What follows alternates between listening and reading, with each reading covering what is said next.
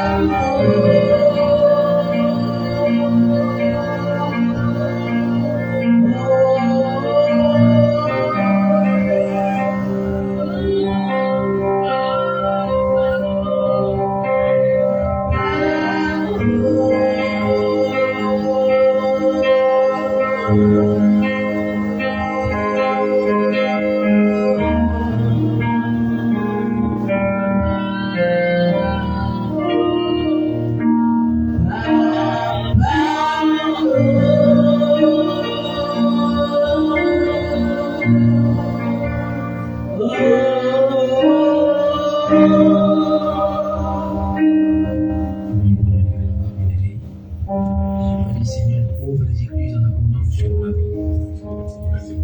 Ouvre les églises de Dieu en abondance sur ma maison, sur mes activités. Je te bénis sur moi-ci, c'est mon abondance. Jésus de sa abondance, c'est ma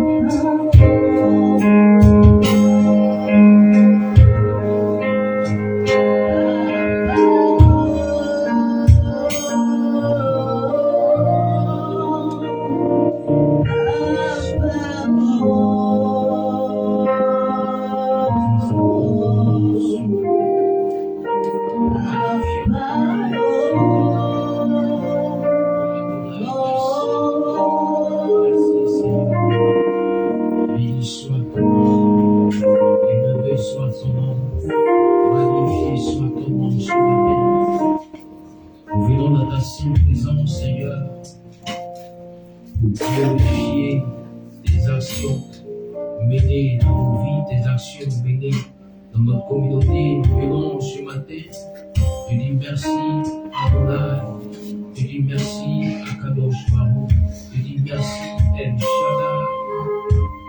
Merci pour la vie de mon frère, pour la vie de ma soeur. Merci de prendre soin de chacun de nous.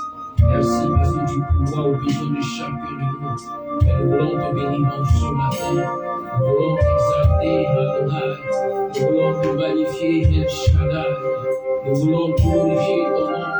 Là où nous sommes connectés dans ta présence, à ta parole, connectés à ta présence. Oh, viens nous faire du bien ce matin. Fais énormément du bien à mon frère, ma soeur, chez nous. Saint-Esprit, gloire à Kodesh. Oh, restaure nos vies. Essuie les larmes et viens penser les blessures, les cœurs brisés. Oh, viens encore libérer les captifs. Viens encore accorder guérison aux malades. Viens encore accorder liberté à ceux qui ont été longtemps dans la prison satanique. Oh, ce matin, nous bénissons ton nom. Là où tu viens nous faire du bien. bien par ta présence, du bien par tes actions, du bien au travers de ta parole. Merci Seigneur Jésus. Merci Seigneur Jésus. Merci Seigneur Jésus.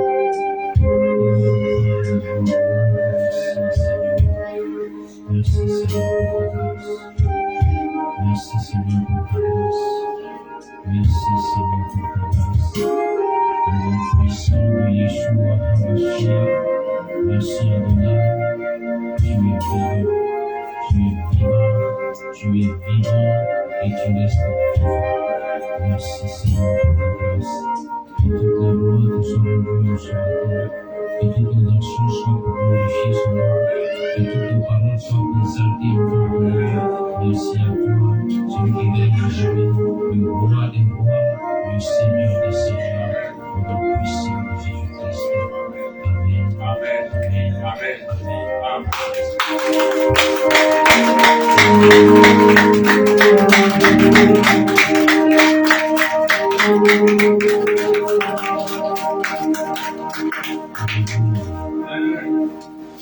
Salut ton voisin, salut ta voisine.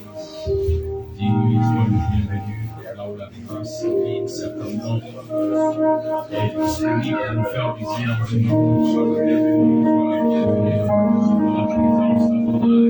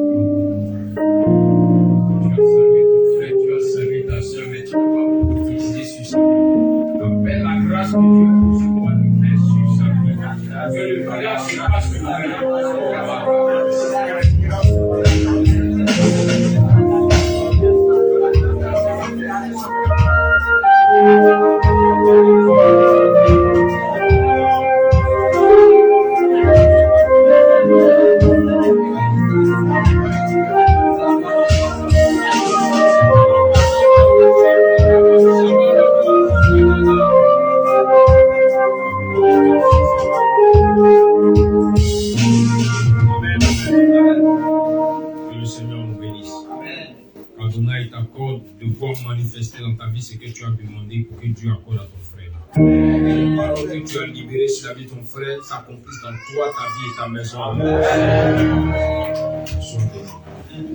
Assieds-toi dans la paix du Seigneur. Nous allons prendre nos Bibles rapidement dans le livre de Genèse, le livre du commencement. Nous allons prendre Genèse chapitre 19, verset 1 au verset 16. Genèse chapitre 19, à partir du verset 1 au verset 16. Bereshit bara Elohim Hat Hasham Ahid. Genèse chapitre 19, à partir du verset 1 au verset 16, je vais lire la version que j'ai. Il dit: le soir, les deux anges arrivèrent à Sodome. Lot était assis à la porte de la ville. En les voyant, il se leva pour aller à leur rencontre et se prosterner face contre terre. Il leur dit: s'il vous plaît, mes seigneurs, acceptez de faire un détour et de venir loger dans la maison de votre serviteur. Vous pourrez vous y laver les pieds et vous y passerez la nuit avant de poursuivre votre route. Non, lui répondirent-ils, nous passerons la nuit sur la place. Mais l'autre insista tant qu'il finit par accepter de se rendre dans sa maison. Il leur fit préparer un festin et cuire du pain sans levain, et ils se mirent à manger. Quand ils furent sur le point de se coucher, la maison fut encerclée par les gens de la ville. Tous les hommes de Sodome, jeunes et vieux, étaient venus là, du bout de la ville. Ils appelèrent Lot et lui demandèrent: où sont ces hommes qui sont venus chez toi cette nuit? Amène-les-nous pour que nous entrions en relation avec eux. Lot sortit sur le pas de sa porte et referma la porte derrière lui. Non, mes frères, leur dit-il, je vous en supplie, ne commettez pas le mal. Écoutez, j'ai 2 filles qui sont encore vierges. Je vais vous les amener, vous leur ferez ce qui vous plaira. Mais ne touchez pas ces hommes puisqu'ils sont venus s'abriter sous mon toit. Ôte-toi de là, lui cria-t-il. Puis ils ajoutèrent, voyez-moi cet individu, il est venu ici comme étranger et maintenant il veut jouer au juge. Eh bien, nous t'en ferons voir plus qu'à eux. Puis ils poussèrent violemment Lot de côté et s'approchèrent de la porte pour l'enfoncer. Mais les 2 hommes venus chez Lot se saisirent de lui, le ramenèrent vers eux à l'intérieur de la maison et refermèrent la porte. Ils frappèrent d'aveuglement les gens massés à l'entrée de la porte, jeunes et vieux, de sorte qu'ils n'arrivaient plus à trouver la porte. Alors les 2 hommes dirent à Lot, qui as-tu encore de ta parenté dans cette ville? Des gens, des fils, des filles, que ce soit fait, qui que ce soit fait les sortir de là. Nous allons détruire cette ville parce que de graves accusations contre ses habitants sont montées jusqu'à devant l'Éternel. C'est pourquoi l'Éternel nous a envoyés pour détruire la ville. Là-dessus, Lot sortit et alla trouver les fiancés qui devaient prochainement épouser ses filles. Allons, leur dit-il, il faut quitter ce lieu car l'Éternel va détruire la ville. Mais les fiancés prirent ces paroles pour une plaisanterie. Dès que l'aube parut, les anges se firent pressants. Ils dirent à Lot, debout, amène ta femme et tes 2 filles qui sont ici. Mais si tu ne veux pas périr, emporté par le jugement qui va s'abattre sur cette ville. Comme il hésitait encore, les 2 hommes le prirent par la main, lui, sa femme et ses 2 filles. Car Dieu voulait les épargner et ils les entraînèrent hors de la ville. Amen. Asseyez-vous dans la paix du Seigneur. Le thème que nous traitons ce matin, c'est la faveur non méritée. La faveur non méritée. Il y a de ces actions qui se manifestent et dans nos vies, et dans nos maisons, et dans nos familles, et dans nos communautés. Souvent nous pensons que c'est parce que nous avons un mérite que ces choses nous sont accordées. Mais au travers de cette histoire, aujourd'hui nous allons comprendre que la faveur de Dieu ne vient pas sur quelqu'un, ne vient pas sur une maison, ne vient pas sur une vie, ne vient pas sur une nation, parce que celle-ci la mérite. Non. La faveur de Dieu se manifeste pour témoigner de la grandeur de l'amour que le Seigneur a pour ses enfants. Alléluia. C'est pourquoi ce matin, au travers de cette histoire de Lot, nous allons comprendre beaucoup de choses. Nous allons apprendre avec le Saint-Esprit à aller en eau profonde pour mieux connaître notre Dieu et pour mieux expérimenter Adonai dans nos vies. Bien-aimé, Lot n'est pas quelqu'un que nous ne connaissons pas. Lot a été auprès d'Abraham. Sinon, Lot a été même auprès d'Abraham avant qu'il ne devienne Abraham. Lot a été récupéré depuis son enfance par Abraham parce que Lot avait perdu son père. Lot était devenu comme le seul fils qu'avait Abraham. Et il a pris la peine de prendre soin de lui comme son héritier. Il avait fait mention qu'il est arrivé un temps où Lot avait des serviteurs. Il est arrivé un temps où Lot avait des brebis aussi. Il avait son troupeau à lui. Il avait fait mention que les serviteurs de Lot et les serviteurs d'Abraham ont commencé à se disputer. Et lorsque Abraham apprend cela, il va s'approcher de Lot et lui dire qu'il n'y a pas entre toi et moi des problèmes, entre tes serviteurs et mes serviteurs, qu'il n'y ait pas de la discorde, qu'il n'y ait pas de la division, car nous sommes frères. N'oublie pas que tu étais depuis le départ. Tu as été avec moi comme un fils. Je t'ai pris comme un fils. Si aujourd'hui tu as grandi et que tu as aussi des serviteurs à toi qui sont pris ton troupeau, n'oublie pas que nous sommes frères. Il dit, mais voyant qu'il y a une lutte de territoire pour nourrir les troupeaux, tellement que les brebis sont devenues en grand nombre pour chacun de nous. Alors l'autre, tu te demandes une chose. Regarde le territoire qui te sied, choisis. Abraham demande à l'autre de faire un choix. Et la Bible fait mention que l'autre va choisir le territoire rempli de verdure. Là où ses yeux physiques ont vu la verdure, il dit, je prends ce territoire. Abraham va lui dire, vas-y, comme cela a été selon ta volonté, comme cela t'a été désiré, alors vas-y. Il y a des moments où, à force d'insister, à force de vouloir faire des choses, le Seigneur pourra te dire, vas-y, vas-y comme tu le veux. Il y a des personnes même qui diront, Seigneur, moi, je pourrais faire ceci, je pourrais faire cela. Il dira, Seigneur, vas-y, Seigneur dira, vas-y, fais-le comme tu le désires, fais-le comme tu l'as dit. Et ces personnes iront pour accomplir ces choses. Alors l'autre va quitter auprès d'Abraham.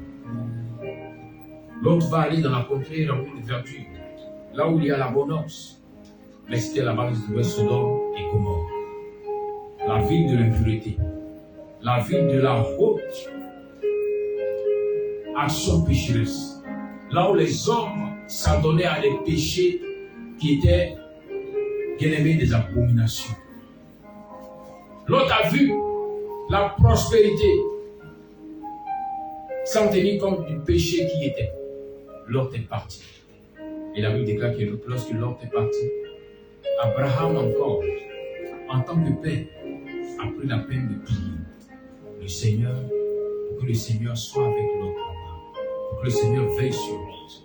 Voilà pourquoi lorsque l'ange de l'Éternel descend pour détruire Sodome et Gomorrhe, l'ange vient, mais l'ange passe par Abraham d'abord. Nous considérons que l'autre allait là où il y a la prospérité. L'autre allait là où il y a l'élévation. L'autre allait là où il y a la verdure. Abraham attendait le temps de Dieu pour lui entrer dans sa prospérité.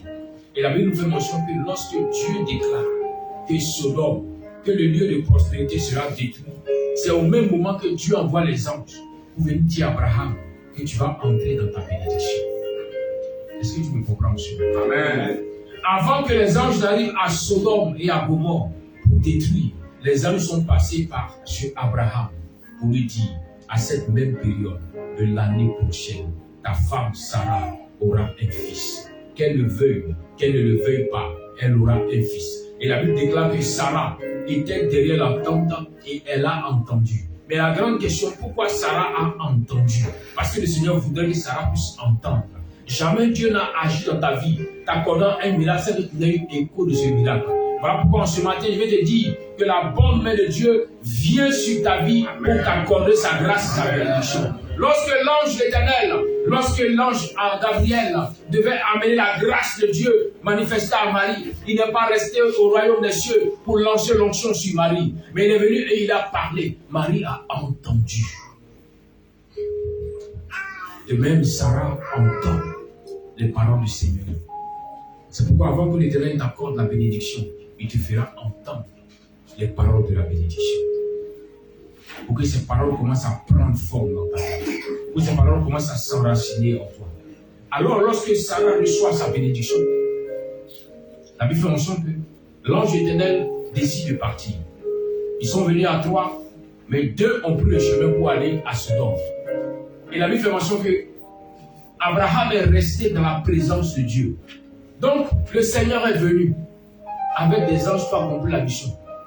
Mais lorsque il finit de parler, il dit, mais est-ce que je dois cacher à Abraham à qui j'ai confié une grande mission? Abraham, de qui sortira une grande descendance qui va le servir. Est-ce qu'il doit lui cacher ce qu'il doit faire à Sodome et à Gomorrhe? Alors l'Éternel lui-même reste pour parler à Abraham. Pendant ce temps, les deux anges ont pris le chemin de Sodome et de Gomorrhe. Et la Bible déclare que lorsque le Seigneur déballe la proclamation, le plan d'attaque, il dit à Abraham, désormais, tu n'entendras plus parler de Sodome et Gomorrhe parce que je pars pour détruire cette ville. Abraham s'est rappelé qu'il avait quelqu'un qu'il avait adopté comme fils, qui est même plus son fils, qui s'appelle Lot, qui était dans cette région-là. Alors Abraham entre en négociation. Abraham dit au Seigneur, mais Seigneur, est-ce que s'il y a 50 personnes qui sont justes, est-ce que tu vas détruire cette ville? Le Seigneur dit à Abraham, si je trouve 50 personnes de justes, cette ville ne sera pas détruite. La question est, pourquoi est-ce que Abraham dit au Seigneur, pourquoi est-ce que Abraham demande au Seigneur, si tu trouves 50 personnes de justes? Suis-moi très bien sur la tête. Et à la suite, Abraham dit, mais Seigneur, excuse-moi, mais si c'était 45 personnes de justes, est-ce que tu vas encore détruire cette ville? L'Éternel dit à Abraham, si je trouve 45 justes, je ne veux pas détruire la ville. Abraham réfléchit encore. Il dit que le Seigneur ne se fâche pas comme son serviteur. Mais je vais encore te demander une chose. Le Seigneur dit, vas-y. Abraham dit, mais s'il y a 30 personnes de justes, est-ce que tu vas encore détruire cette ville? Abraham n'était pas en train d'intercéder pour Lot. Abraham intercédait pour Sodome et Gomorrhe. Suis-moi très bien. Parce qu'Abraham savait que Lot, il avait suivi la main de Dieu, car depuis le départ, il avait recommandé Lot à l'Éternel. Mais Abraham est en train de lutter pour ceux et celles qui ont suivi Lot, pour les serviteurs de Lot, qui étaient allés avec Lot, ensemble à Sodome et Gomorrhe. Il dit, on ne sait jamais. Peut-être que comme ils se sont éloignés de l'enseignement, ils ont été corrompus. Les mauvaises mœurs ont corrompu les bonnes mœurs qui étaient en eux, alors peut-être qu'ils ont péché. Peut-être que leur nom s'est réduit. Bien-aimé, Abraham a demandé au Seigneur jusqu'à 10 personnes. L'Éternel a dit à Abraham, si je trouve 10 personnes justes, cette ville ne sera pas détruite. Frère, la marche de la foi, ce n'est pas une marche de commencement. Non. Quand l'apôtre Paul dit la fin du jour et son commencement, c'est la vérité. Ce n'est pas le départ qui compte, mais c'est celui qui va continuer, persévérer pour aller jusqu'au bout. C'est à cela que Dieu regarde. Entendant Abraham parler, on se rend compte que l'autre est sorti avec des serviteurs, des servantes qui pouvaient atteindre 50 personnes. Mais quand ils sont arrivés à Sodome et à Gomorrhe, est-ce que ces 50 personnes sont restées fidèles à Adonai? Non. Car lorsque les anges arrivent à Sodome et Gomorrhe, les anges arrivent pour détruire la ville. Pour dire que même 10 personnes de justes, il n'y en avait plus de cette ville. Pour dire que même ceux qui ont suivi Lot, comme serviteurs, arrivés à Sodome et Gomorrhe, ont été corrompus par le péché. Se sont éloignés de Dieu. Mais il y avait quelque chose dans la vie de Lot qui l'avait amené à ne pas s'éloigner de Dieu. Regardez bien l'image qui est présentée. La Bible mentionne que lorsque les deux anges arrivent à Sodome, Lot était où? Lot était assis à la porte de la ville. Non pas à la porte de sa maison, non, à la porte de la ville. Vous savez, en Orient, chaque ville a sa porte. On construit une muraille, un mur comme ça, comme aujourd'hui on voit chez nous. Chez nous, ici, c'est un peu quoi? C'est les systèmes de sécurité, disons, non? Les systèmes de sécurité à GESCO. L'entrée de la ville, en fait, c'est les portes de la ville. Donc, la porte de la ville permet aux esprits qui contrôlent la ville. Ça, c'est notre enseignement. On va laisser tomber. Ok. L'autre était à la porte de la ville. Il était assis à la porte. L'autre n'était pas à la porte de sa maison. Pourquoi? Parce que l'autre était découragé de ce qui était dans la ville. Alors l'autre cherchait une opportunité pour sortir de la ville. L'autre était comme désespéré, assis à l'entrée de la ville. Il dit, ah, je regrette. Si comme j'étais resté avec mon père Abraham, je n'aurais pas subi ces choses. Je pensais que là où j'allais de moi-même, j'allais être prospère, avoir l'abondance. Pourtant, je me suis totalement ruiné. Parce que là, on ne parle plus des troupeaux de l'autre. Là, on ne parle plus des serviteurs de l'autre. Mais on parle de l'autre et sa maison.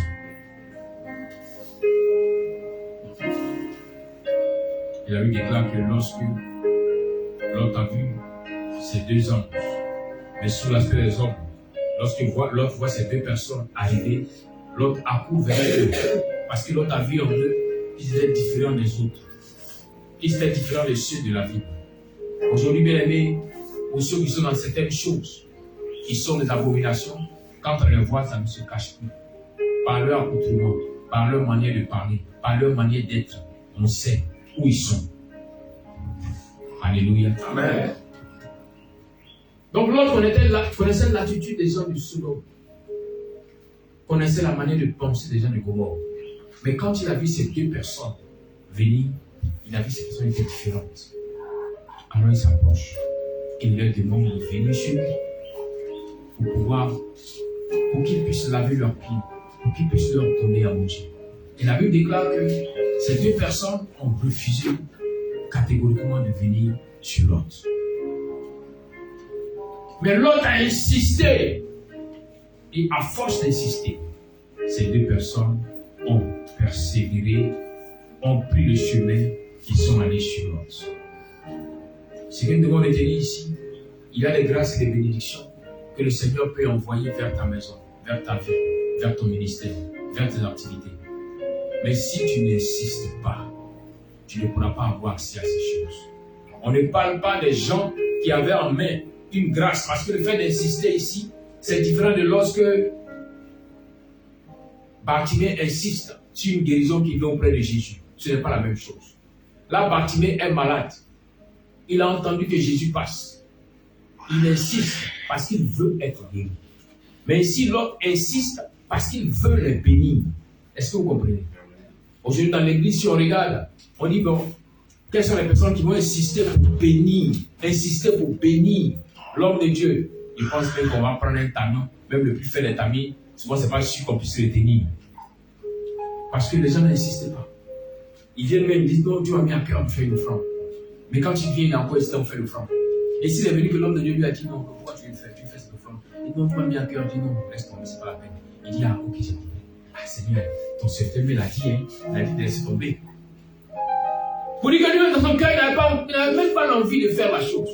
Mais l'autre avait l'envie de le bénir. Il dit non, il y a longtemps que j'ai béni. Mon père Abraham m'a enseigné que celui qui arrose sera lui-même arrosé. Mais longtemps je suis resté à Sodome et Gomorrhe, je n'ai pas arrosé. Voici l'opportunité pour moi d'arroser. Mais cela permettra à Dieu de se souvenir de moi et de bénir ma maison. L'autre insiste, à force d'insister. Les deux personnes acceptent d'aller chez lui. Alors l'autre quitte de la porte de la ville à sa maison. Arrivé, il fait cuire. La Bible déclare qu'il a fait un festin. Donc il a préparé des choses qui étaient des choses spéciales pour des personnes spéciales. Il n'a pas dit à ses enfants, bon regardez ici il y a du riz couché, le riz dit là, moi ça, ceux-là, c'est demain ils ont faim. Je l'avais pu me donner du riz couché. Il avait déclaré que l'autre a fait cuire des pains nouveaux. Il a fait un festin, un plat spécial pour les gens qui ne le connaissent pas. Pour les gens qui ne le connaissent pas. Mais souvent quand on dit non, l'homme de Dieu dit, je viens te visiter aujourd'hui. Tu dis, ah j'ai compris. Mais tu n'as pas compris le mystère. La Bible fait mention que celui qui reçoit un prophète en qualité de prophète reçoit quoi? La bénédiction des prophètes. Il n'est pas dit que le prophète va aller parler sur sa vie. Il n'est pas dit que le prophète ira prier pour lui. On dit la manière dont il reçoit. En retour, il reçoit aussi. C'est un mystère. Donc l'autre les a reçus. Et la réception de l'autre a permis aux anges de dire à l'autre qu'ils étaient réellement. Ça veut dire que quand ils ont mangé, qu'ils ont fini de manger, quand ils ont bien mangé, certainement c'était chez nous en Afrique, ici au Sénégal, ils allaient rôtir. Voilà. Maintenant que nous sommes bien, nous allons te dire pourquoi nous sommes dans la vie. Nous sommes des envoyés de l'Éternel. Nous on dit, aïe, Donc je n'ai pas raté ma cible. Longtemps j'ai crié au Seigneur. Dieu a permis que dans mon existence, je possède ma bénédiction.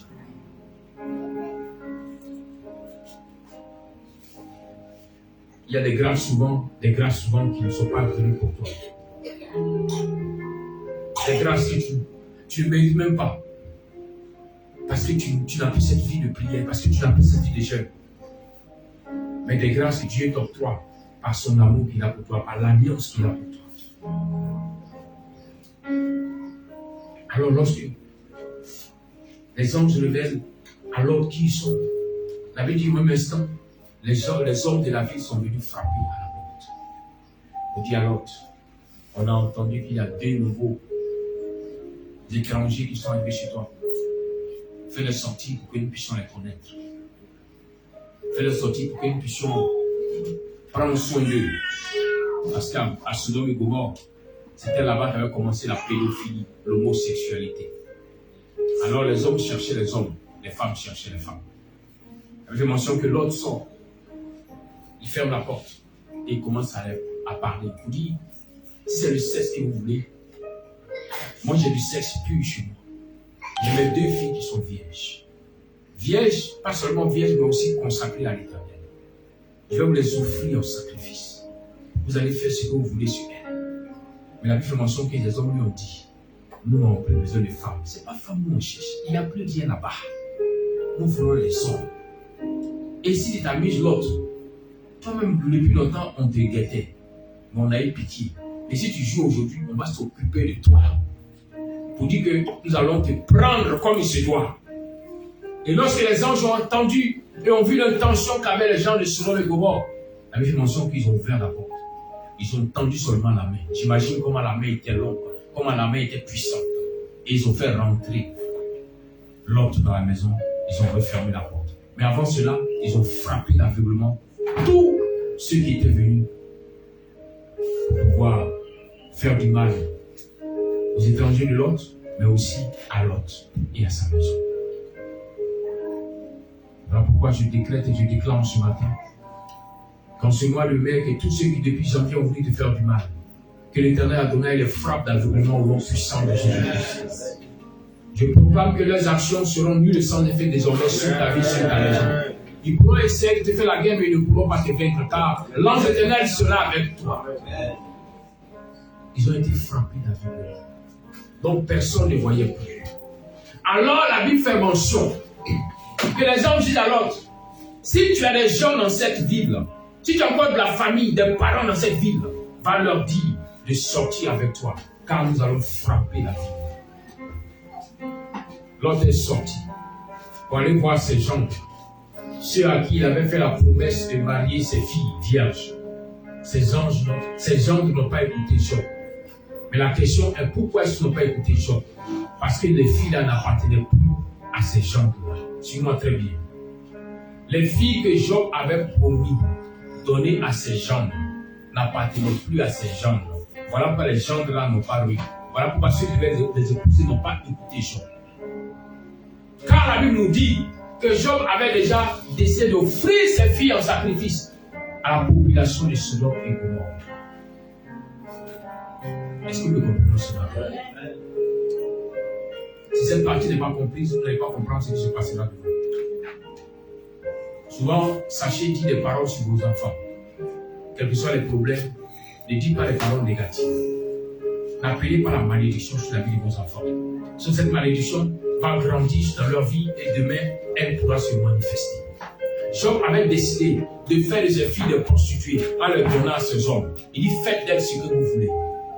Cela sous-entendait, je vous donne ces femmes comme des prostituées. Sans qu'elles ne vous aiment, vous pouvez faire d'elles ce que vous voulez.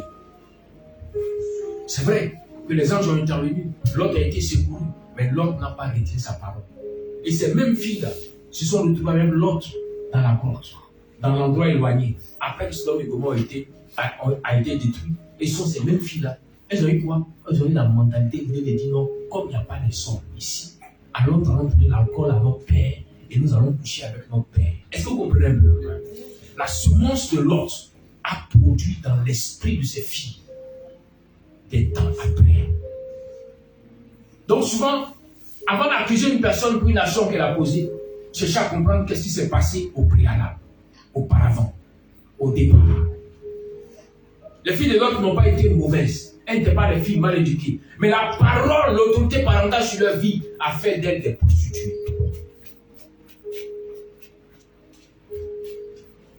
Seule une prostituée a l'art de dire, je suis dans le bar avec ce monsieur, je sais qu'il a de l'argent, j'ai fait tout pour le séduire, il n'arrive pas à tomber dans la séduction, alors je vais lui donner l'alcool ou la drogue.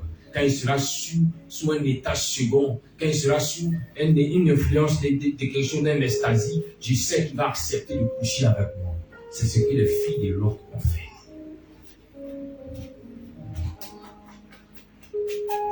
Et cela est dû à quoi? À la parole que Lot avait libérée sur ses enfants, en les livrant au sacrifice. C'est pourquoi faites attention aux parents qui vous disent concernant vos enfants. Quand un marmailleur sorcier vient vous dire, ta fille là, elle est belle, elle sera ma femme. Toi, je dis, ah, il n'y a pas de problème. Et puis il vient dire, ma femme. Toi, je te là, je dis, hey, ta femme là même, tu lui as donné quoi aujourd'hui? Donc un peu, commence à payer la dot. Il donne les bonbons, il donne les 100 francs, il donne les 200, il envoie Yahoo, il laisse commission, donner ça à ma femme. Tu penses que c'est de la plaisanterie. Et puis un temps, il te rend compte que ta fille a grandi, mais ta fille n'aime plus les jeunes. Ta fille aime être avec les vieillards. Pourquoi? Parce que depuis le départ, tu avais laissé ta fille dans les mains des vieux. Est-ce que tu peux comprendre? Vice versa, de la même manière que souvent les femmes viennent habitées par un esprit que j'appelle la sorcellerie. Vous dites, hey, ton fils est joli, là, il sera mon mari. Normalement, tu dois dire, ah, toi aussi, tu es vieille comme ça. Tu es plus ton mari. Non, c'est vous présenter. Tu dis, moi, chez moi, dans la maison, on ne présente pas avec la parole.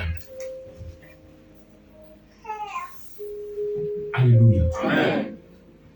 Très souvent qu'on laisse ces paroles s'enraciner dans la vie, ces jeunes enfants, quand ils grandissent, ils ont un goût et un désir des femmes plus âgées qu'eux.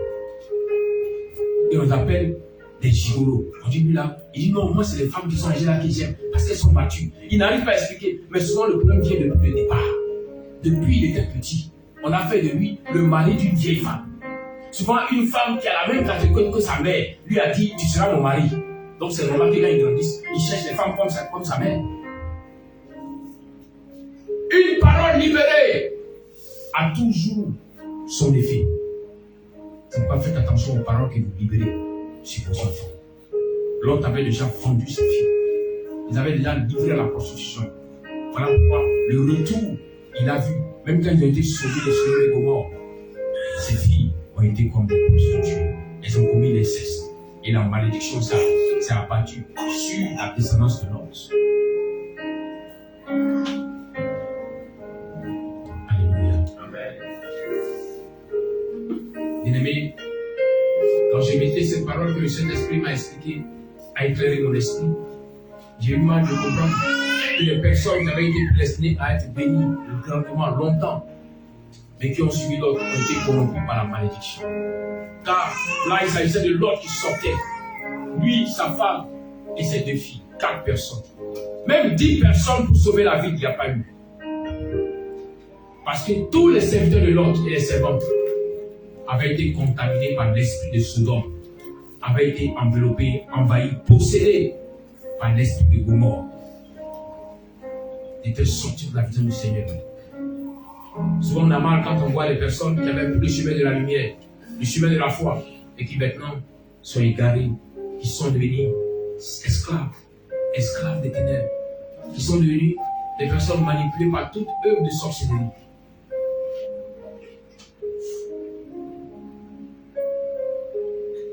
Souvent on peut trouver que peut-être le guide que Dieu a mis auprès de toi est dur, est sévère.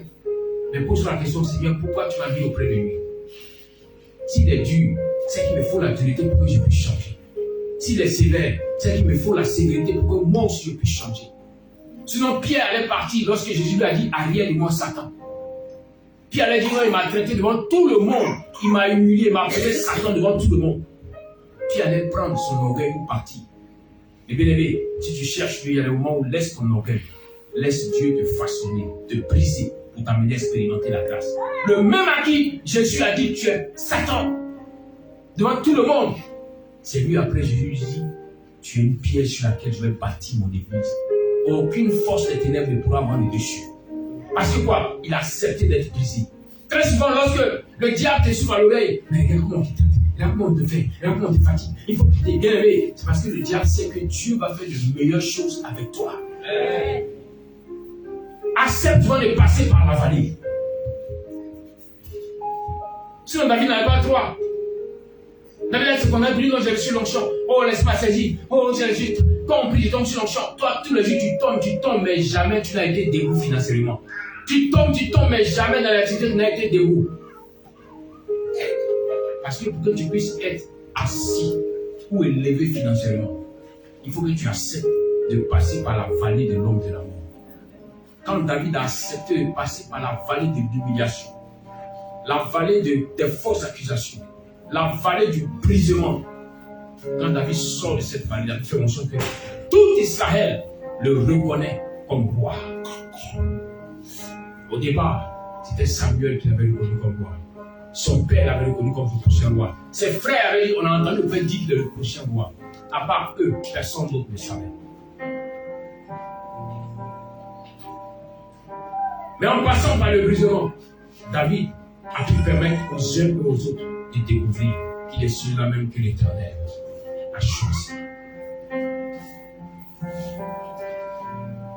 Souvent, nous pensons que ce sont nos jeûnes, nos prières, nos offrandes qui vont amener Dieu à me faire entrer dans cette bénédiction. Mais souvent, il y a des bénédictions où ça ne concerne même pas toutes ces actions-là.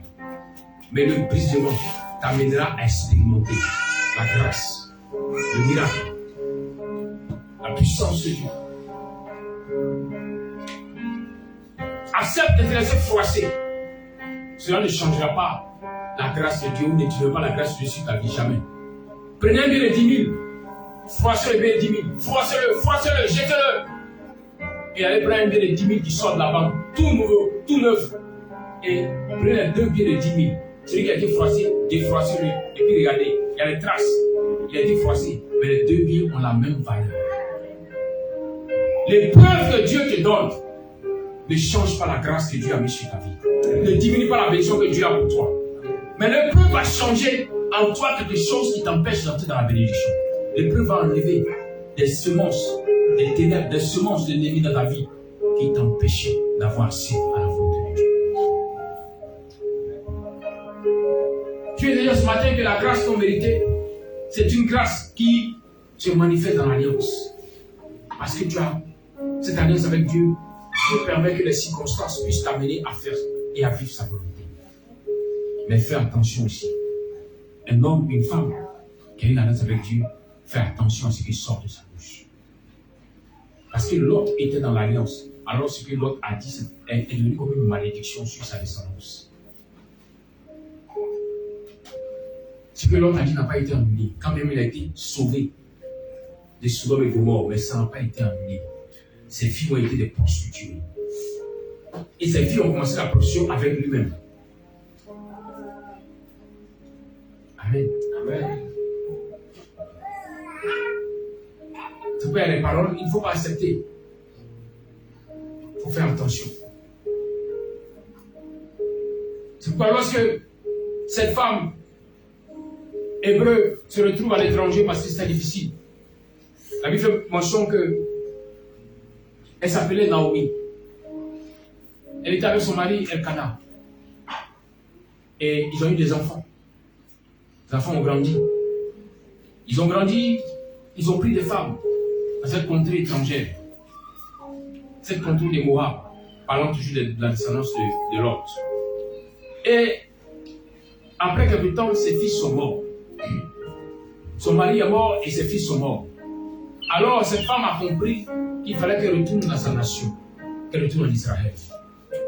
Elle a dit à ses filles, à ses belles filles, vous êtes encore très jeunes. Vous pouvez retourner dans vos familles pour aller vous marier. La première est partie.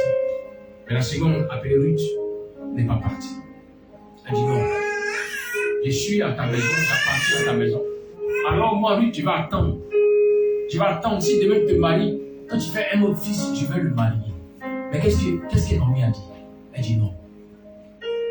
Je n'accepte pas cela. Retourne dans ta parenté. Si tu me suis, tu me suivras pour une autre personne, mais pas pour l'enfant qui viendra après. Non, je ne peux pas accepter.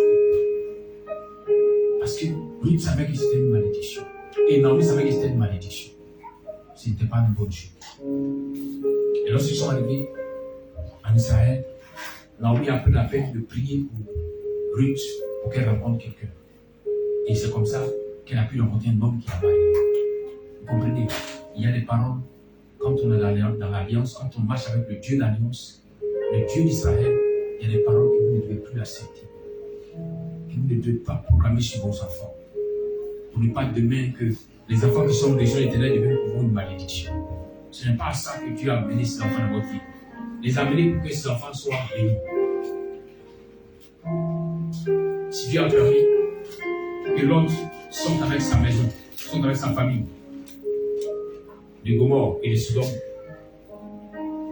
parce que l'autre faisait partie de l'alliance d'Abraham. Aujourd'hui, toi tu fais partie de l'alliance de Christ, de Jésus. Cette même grâce est manifestée.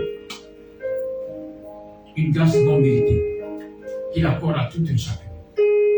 Vous dites, tu n'as pas sémé quelque chose pour que tu récoltes ce que tu récoltes maintenant. Mais l'amour que Dieu a pour toi te donne de récolter ce que tu dois récolter maintenant. Alors fais attention à tout ce qui sort de ta bouche. Ne te fie pas à tes connaissances physiques ou intellectuelles. Ne te fie pas à tes diplômes. Ne te fie pas à tes expériences dans le travail.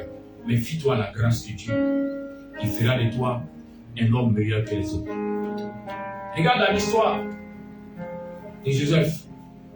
Il n'a pas fait les grandes universités de l'Égypte, mais il s'est retrouvé à gérer tout l'Égypte avec l'intelligence que Dieu lui a donnée. La grâce non méritée, ce n'est pas parce que tu jeûnes que tu diras Seigneur, regarde, j'ai fait 21 jours de jeûne pour que tu me donnes l'onction, alors donne-moi l'onction. Non, ça c'est là. Ce sont les bêtises, ça c'est les prières des bébés spirituels. Non, la grâce est non méritée. Parce que tu l'aimes, parce que tu crois en lui, parce que tu l'as accepté, parce que malgré tout tu ne jettes pas l'éponge. Dieu, je te suis et je persévère. Dieu regarde à cette persévérance pour t'accorder son miracle. Que la bénédiction du Seigneur, que la braha d'Adonai descende sur nos vies. Qu'en ce mois de mai, que l'Éternel, le Dieu Tout-Puissant, ne manque pas de pouvoir de remplir tous vos greniers. Qu'en ce mois de mai, qu'à partir de ce mois de mai, des miracles que vous n'avez pas encore expérimentés vous soient accordés, vous soient octroyés au nom puissant de Jésus-Christ. Je prie que la bonne main d'Adonai, que la faveur divine se déploie sur vos vies, se déploie sur vos maisons, se déploie sur vos activités. Et que le Dieu des miracles, celui à qui rien n'est impossible, manifeste l'impossibilité au travers de vos vies financières, de vos vies sentimentales, de vos vies familiales, au nom puissant de Jésus-Christ. Amen. Là où tu es assis, baisse ta tête et commence à bénir le Seigneur pour sa parole.